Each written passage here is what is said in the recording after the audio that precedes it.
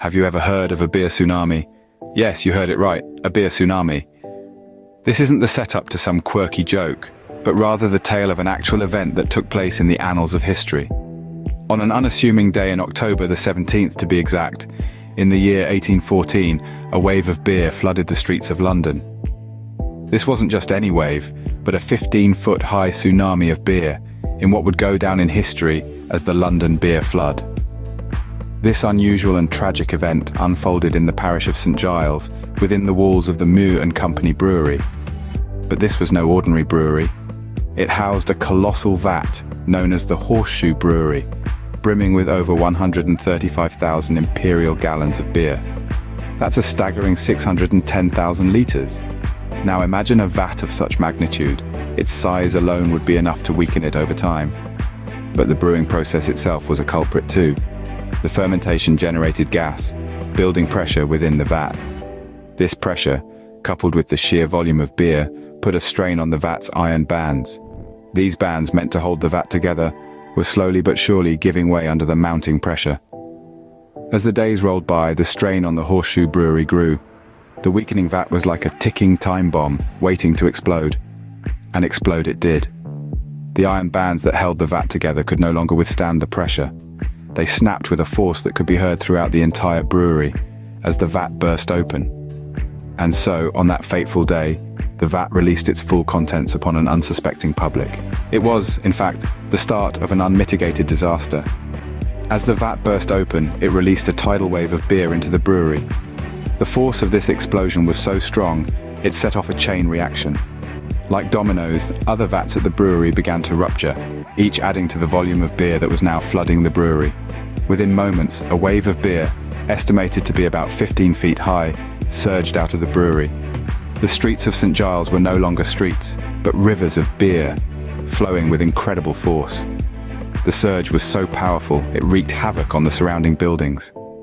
Some structures couldn't stand against the powerful current and were completely destroyed, reduced to rubble in its wake. 2 homes were even flattened by the force of the wave.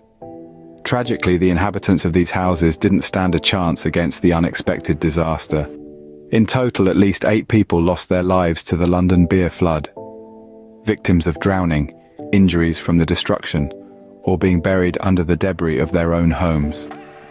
The London beer flood was not a small event. It was a disaster, a tragedy that claimed lives and caused significant damage. It did not just leave destruction in its wake, it also left a significant impact on the society of the time. In the immediate aftermath of the flood, word spread far and wide, the story making headlines in newspapers across the country. The spectacle of a beer flood was a tale too strange to ignore. Yet beneath the sensational headlines, there was a somber reality. 8 lives were lost, families were mourning, and a community was left picking up the pieces. The incident sparked an inquest to determine the cause of the disaster. The jury, after careful consideration, ruled it an act of God. This ruling was not without controversy. Some questioned whether it was a convenient way to avoid blame, while others accepted it as a reflection of the unpredictable nature of the brewing process and life itself. But beyond the headlines and the inquest, this flood stirred deeper discussions. Questions were raised about the safety regulations in breweries. Were they adequate? Could a disaster of this magnitude have been prevented?